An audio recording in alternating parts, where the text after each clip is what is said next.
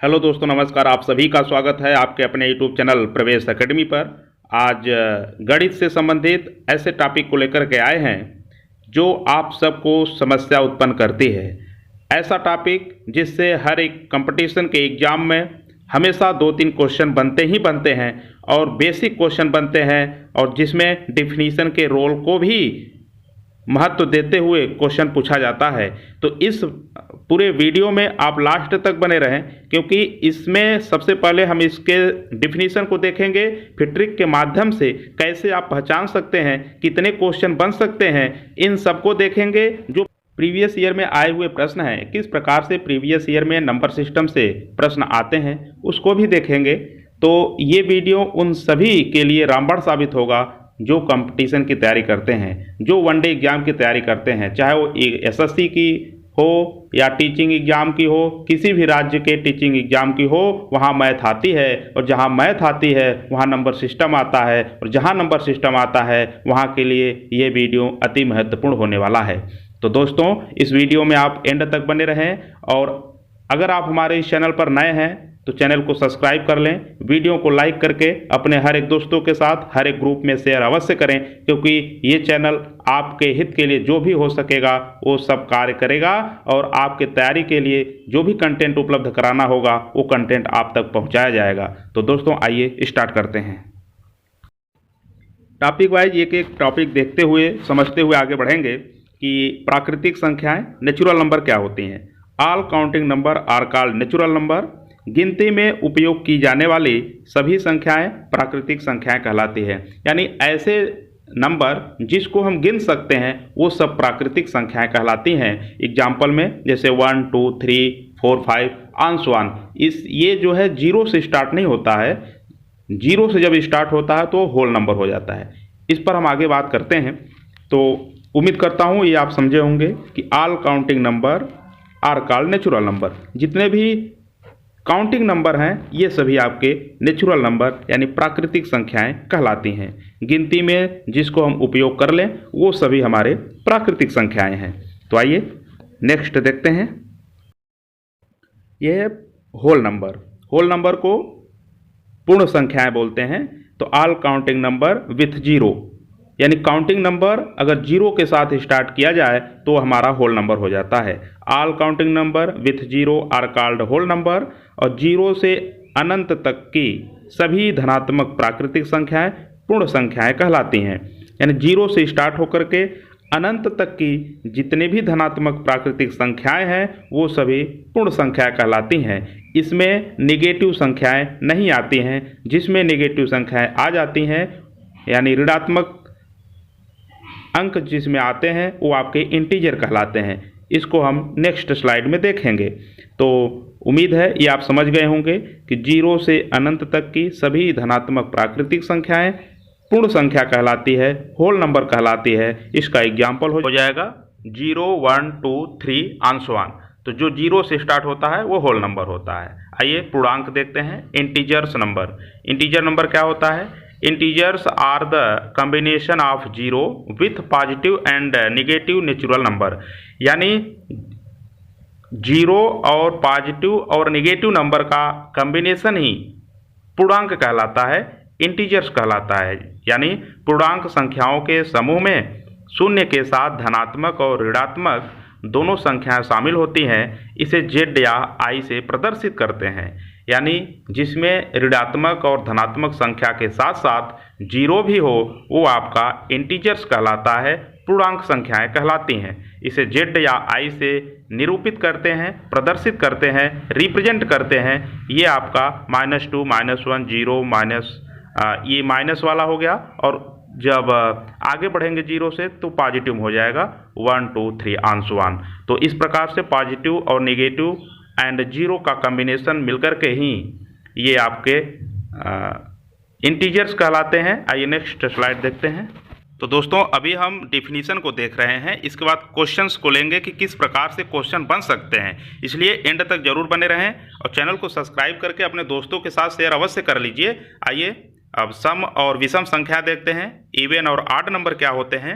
तो पहले सम संख्या देखेंगे। वह संख्या जो 2 से पूर्णतः विभाज्य हो उसे सम संख्या कहते हैं, यानी 2 से डिविजिबल हो वो आपका सम संख्या कहलाएगा, जिसमें 2 से भाग चला जाए। 2, 4, 6 आंसवान ये सब सम संख्याएं होंगी।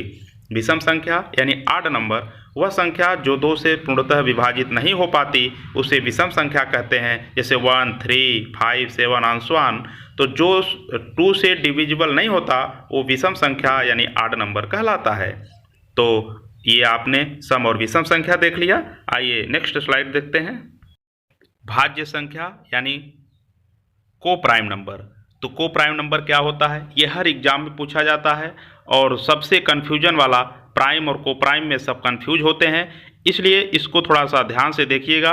ये प्राइम नंबर नहीं है, ये को प्राइम नंबर है, जिसको हम भाज्य संख्या बोलते हैं। वे प्राकृतिक संख्याएं जो एक और स्वयं के अलावा कम से कम किसी और एक संख्या से विभाज्य हो उसे भाज्य संख्या कहते हैं। जैसे 4, 6, 8, 9। अब 4 है तो 4 1 जा 4 हो जाएगा और 4 खुद एक स्वयं से कट जाएगा, एक 1 से 2 फैक्टर ये हो गए, और 2 2 जा 4 तो 3 फैक्टर इसको हो गए, इसलिए आपका भाज्य संख्या हो जाएगा। इसी प्रकार से 6 और 8 हैं, आंसुआने चला जाएगा। तो इससे क्वेश्चन बनते हैं कि सबसे छोटा को प्राइम नंबर भाज्य संख्या क्या है। तो इसके बारे में हम लास्ट में क्वेश्चन लिए हैं, इस पर चर्चा करेंगे। आइए अब प्राइम नंबर देखते हैं। प्राइम नंबर यानी अभाज्य संख्या क्या होती है, तो इसके बारे में देखेंगे। वे प्राकृतिक संख्याएं जो स्वयं और एक के अलावा किसी और संख्या से विभाज्य न हो उसे अभाज्य संख्या कहते हैं। तो आपने देखा को प्राइम में स्वयं से कट जाए, 1 से कट जाए, इसके अलावा किसी एक नंबर से और कट जाए तो आपका भाज्य संख्या या को प्राइम नंबर कहलाता है। यहाँ पर अभाज्य संख्या में केवल 1 से कटे और स्वयं से कटे वही आपका अभाज्य संख्या होता है। जैसे 2 है तो 2 केवल 1 से कटेगा, फिर 2 से कटेगा। 3 है तो 3 1 जा 3 और 3 एक स्वयं से कटेगा, तो 1 इसका फैक्टर होगा, एक 3 होगा, 2 ही फैक्टर होगा। जिसमें 2 ही फैक्टर होता है वो आपका अभाज्य संख्या होता है। जिसमें 2 फैक्टर से अधिक हो जाते हैं वो भाज्य संख्या होता है। तो एक प्रश्न बनता है कि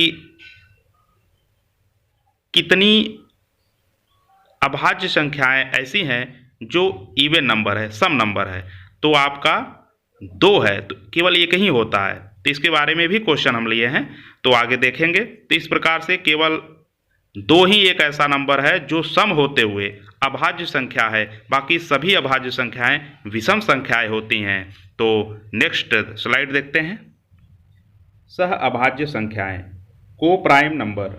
तो सह अभाज्य संख्याएं क्या होती हैं? को प्राइम नंबर जिसको हम जानते हैं, 2 प्राकृतिक संख्याएं जिनमें 1 के अतिरिक्त कोई उभयनिष्ठ गुणनखंड न हो सह अभाज्य संख्याएं कहलाती हैं। ध्यान से समझिएगा, 2 प्राकृतिक संख्याएं जिनमें 1 के अतिरिक्त कोई उभयनिष्ठ गुणनखंड न हो सह अभाज्य संख्याएं कहलाती हैं। यानी 2 नंबर को हम लेंगे, उसका प्राइम फैक्टराइजेशन करेंगे, उसके बाद उसमें जो कॉमन नंबर हो केवल 1 कॉमन नंबर हो, इसके अतिरिक्त कोई और नंबर कॉमन ना हो, तो आपका को प्राइम नंबर या सह अभाज्य संख्या कहलाएगी। जैसे 9 और 16, 9 और 16 ऐसी संख्या है जिसमें केवल 1 ही कॉमन होगा। जैसे 3 3 जा 9, 4 4 जा 16, तो 3 3 जा 9 हुआ, तो इसमें 1 जो है 1 3 जा और 1 9 जा, तो ये प्रकार से 1 हुआ, और 4 4 जा 16, तो इसमें 1 जो है छिपा रहता है, तो 1 इसमें हो गया, 1 इसमें। सभी नंबर में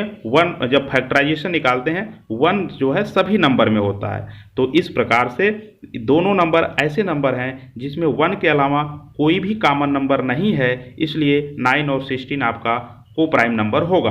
आइए नेक्स्ट, अब आगे हम क्वेश्चंस को देखेंगे कि किस प्रकार से क्वेश्चन बनते हैं और किस प्रकार से क्वेश्चन आए हुए हैं एग्जाम में। इन सब पर विस्तृत चर्चा करते हुए आगे बढ़ेंगे। तो दोस्तों, अगर अभी तक चैनल को सब्सक्राइब नहीं किए हैं तो चैनल को सब्सक्राइब कर लीजिए, ये आपके लिए बहुत ही हेल्पफुल वीडियो होने वाला है। तो आइए नेक्स्ट क्वेश्चन को देखेंगे। अब स्टार्ट करते हैं। क्वेश्चंस को स्टार्ट करने से पहले मैं आपको ये बता दूं, यहाँ जो भी प्रश्न लिया हूँ ये कहीं न कहीं किसी न किसी एग्जाम में पूछा हुआ है और ये एकदम बेसिक से हैं, मतलब छोटी चीज़ें हैं, लेकिन एग्जाम में कुछ क्वेश्चन नॉर्मल कुछ मॉडरेट आते ही हैं, तो इसमें से क्वेश्चन बनते ही बनते हैं। तो इस प्रकार से क्वेश्चन को सीरियसली लीजिएगा और देखिए कितने क्वेश्चन आप सही कर पाते हैं। ज़्यादा नहीं लिए हैं लेकिन क्वेश्चन कम है, उसके एक्सप्लेनेशन सुनने आपके लिए महत्वपूर्ण होंगे। सबसे छोटी विषम भाज्य संख्या कौन सा है? इसमें पूछा सबसे छोटी विषम भाज्य संख्या, तो 1, 3, 5, 9, तो विषम संख्या होनी चाहिए। अब देखिए 1 जो है क्या भाज्य संख्या है, 3 जो है क्या भाज्य संख्या है, 5 क्या भाज्य संख्या है, 9, तो इसमें जो सबसे छोटी भाज्य संख्या है ये 9 हो जाएगा। भाज्य संख्या हो और सबसे छोटी हो लेकिन विषम भाज्य संख्या ये पूछा है, इसलिए आपका 9 हो जाएगा इसका करेक्ट ऑप्शन। तो आइए नेक्स्ट देखते हैं। सेकंड क्वेश्चन है सबसे छोटी सम भाज्य संख्या है। तो अभी जो पिछले क्वेश्चन में हमने देखा कि सबसे छोटी विषम भाज्य संख्या, यहाँ पर है सबसे छोटी सम भाज्य संख्या। तो 2 जो है ये आपका प्राइम नंबर होता है, 4 आपका, इसके 3 फैक्टर हो सकते हैं, 2 फैक्टर से अधिक फैक्टर हैं 4, और 4 आपका इवन नंबर भी है तो ये हो सकता है। आगे देखिए 6 है और 8 है जो कि 4 से बड़े हैं। हमको बताना है सबसे छोटा नंबर, तो सबसे छोटा नंबर 4 है और 4 से छोटा नंबर जो है ये 2 है। तो 2 जो है ये कंपोजिट नंबर है ही नहीं, ये तो प्राइम नंबर है, तो सम भाज्य संख्या 2 नहीं है। तो इस प्रकार से इन सब में सबसे छोटा सम भाज्य संख्या जो है ये 4 हुआ। इस प्रकार से सेकंड क्वेश्चन का option number B 4 is correct option. तो आइए नेक्स्ट क्वेश्चन देखते हैं। क्वेश्चन नंबर 3 है 1 से लेकर 100 तक कितनी अभाज्य संख्याएं हैं? ये अक्सर पेपर में पूछा जाता है, चाहे एसएससी जीडी हो, एसएससी एमटीएस हो, एसएससी सीजीएल तक ये पूछा जाता है, टीचिंग एग्जाम में पूछा जाता है। 1 से लेकर 100 तक कितनी अभाज्य संख्या है, कितनी प्राइम नंबर है? 20, 30, 25, 26। तो देखिए ध्यान से क्वेश्चन को देखिएगा, 2 क्वेश्चन बनते हैं यहाँ कि 1 से लेकर 100 तक कितनी अभाज्य संख्याएं हैं और 1 से लेकर 100 तक कितनी सम अभाज्य संख्याएं हैं। इन सब दोनों क्वेश्चन को हम देखेंगे। तो इसका पहले देख लीजिए कि 1 से लेकर 100 तक अभाज्य संख्याएं जो टोटल हैं ये 25 होती हैं, और 1 से लेकर के 50 तक 25 नहीं, 1 से लेकर के 50 तक 15 होते हैं, यानी 15 नंबर होते हैं अभाज्य संख्या, और 1 से लेकर 100 तक 25 होते हैं। तो और एक क्वेश्चन अगर बने कि 50 से लेकर 100 तक कितनी अभाज्य संख्याएं हैं, तो 10 अभाज्य संख्याएं हैं। 1 से लेकर 50 तक कितनी अभाज्य संख्याएं हैं? 15 अभाज्य संख्याएं हैं। 1 से लेकर 100 तक कितनी अभाज्य संख्याएं हैं? 25 अभाज्य संख्याएं हैं। 1 से लेकर 100 तक कितनी सम अभाज्य संख्याएं हैं? तो केवल 1 होगा। और 1 से लेकर के 100 तक कितनी विषम अभाज्य संख्या है? तो ये आपका 24 हो जाएगा। केवल एक ही ऐसा नंबर है जो इवन नंबर है, अभाज्य संख्या है। तो इस प्रकार से 1 से लेकर 100 तक विषम अभाज्य संख्या 24 होंगे, 1 से लेकर 100 तक सम अभाज्य संख्या केवल 1 होगा। तो आइए नेक्स्ट क्वेश्चन देखते हैं। क्वेश्चन नंबर 4 है सम अभाज्य संख्याएं कितनी हैं? तो इसमें ध्यान से देखिएगा, सम अभाज्य संख्याएं कितनी हैं, ये नहीं पूछा है कि कौन नंबर सम अभाज्य संख्या है। तो अगर ये पूछता कि निम्न में से कौन सा नंबर सम अभाज्य है तो इसमें 2 हो जाता, लेकिन इसमें पूछा है सम अभाज्य संख्याएं कितनी हैं तो केवल 1 हो जाएगा। तो 4 का ऑप्शन नंबर बी सही होगा। 1 मतलब केवल 2 ही एक ऐसा नंबर है जो सम अभाज्य है, तो संख्या उसका पूछा है तो 1, 4 का बी करेक्ट हो जाएगा। 1 इसका राइट आंसर है। नेक्स्ट देखेंगे। क्वेश्चन नंबर 5 है निम्न में से कौन सा कथन सही है? तो यूपी टेट 2020 में पूछा हुआ प्रश्न है। ऑप्शन ए सबसे छोटी अभाज्य संख्या 1 है।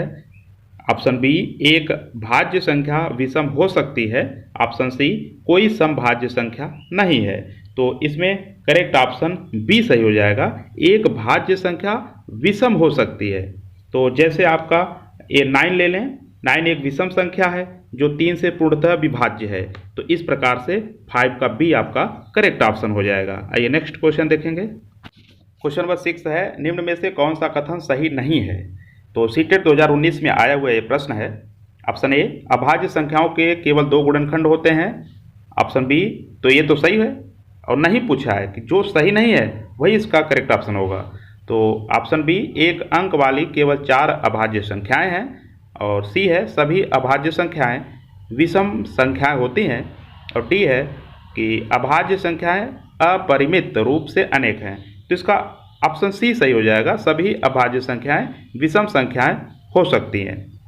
तो सभी अभाज्य संख्याएं विषम संख्याएं होती हैं, ये आपका सही हो जाएगा। क्यों सही होगा? क्योंकि ये गलत दिया है, क्योंकि 2 एक ऐसा नंबर है जो सम भी है, तो इसमें सभी विषम संख्या होती हैं, तो ये तो गलत है। तो 6 का सी गलत है, इसीलिए ये सही है। तो सी का सही हो जाएगा। क्वेश्चन नंबर 6 का option C is correct option. देख लीजिए, अभाज्य संख्याएं क्या होती हैं। अभी पीछे मैंने कराया कि वे सभी पूर्णांक संख्याएं जो केवल एक या स्वयं से विभाजित होती हैं अभाज्य संख्याएं कहलाती हैं। अभाज्य संख्याओं के केवल 2 गुणनखंड होते हैं। एक अंक वाली केवल 4 अभाज्य संख्याएं हैं जो क्रमशः 2, 3, 5, 7 ये सब होती हैं। तो दोस्तों, ये वीडियो यहीं कंप्लीट हुआ। आशा और उम्मीद है कि वीडियो आपको पसंद आया होगा। अगर वीडियो पसंद आया है तो लाइक करके, चैनल सब्सक्राइब करके अपने दोस्तों के साथ शेयर अवश्य करें और कमेंट के माध्यम से ज़रूर बताएं कि वीडियो आपको कैसा लगा। मिलते हैं नेक्स्ट वीडियो में। लास्ट तक बने रहने के लिए आपका धन्यवाद। जय हिंद।